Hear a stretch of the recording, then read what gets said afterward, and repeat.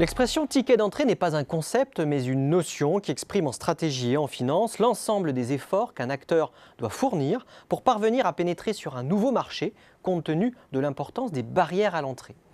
En première approche, le ticket d'entrée, c'est la somme d'au moins 3 types de coûts. Un coût financier lié à un besoin de trésorerie pour lancer l'activité avant d'atteindre le point mort, un coût lié aux divers investissements matériels et immatériels nécessaires.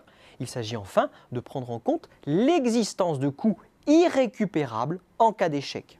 Pour entrer sur un marché, il faut en premier lieu être en mesure d'assurer le cycle d'exploitation de l'activité. L'entreprise doit donc disposer des ressources suffisantes pour couvrir le besoin en fonds de roulement ou BFR. Celui-ci correspond au besoin en termes de trésorerie qui permet de financer les décalages de paiement dans le temps, c'est-à-dire entre le délai de paiement accordé au client et celui dont profite l'entreprise pour régler ses fournisseurs.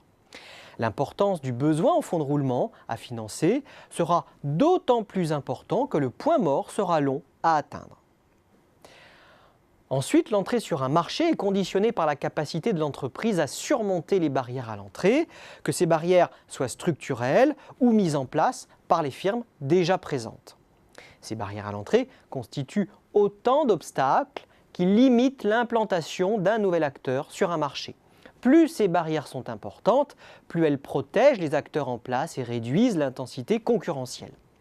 Parmi ces barrières à l'entrée, on pense naturellement à la législation et aux pratiques réglementaires, à l'existence de brevets qui garantissent la protection de la propriété intellectuelle, aux effets d'expérience qui s'appuient sur les économies d'échelle et donnent un avantage aux acteurs dont la présence sur le marché date de plusieurs années, aux besoins en capital spécifique de chaque industrie, mais aussi aux comportements stratégiques des acteurs en place, tels que les pratiques de prix plancher, la prolifération d'offres ou encore le verrouillage des réseaux de distribution.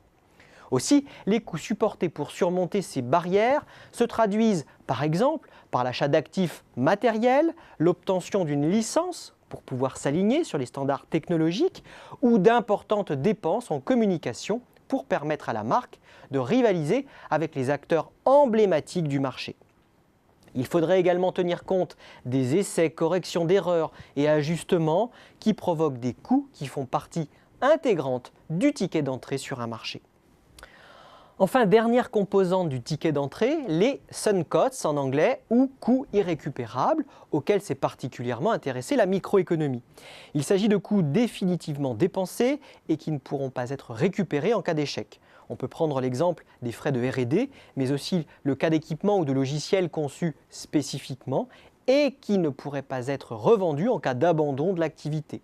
Lorsqu'une entreprise choisit de s'insérer sur un marché, il est ainsi légitime qu'elle évalue dans quelle mesure les ressources engagées peuvent être redéployées dans le cas où cette entrée échouerait.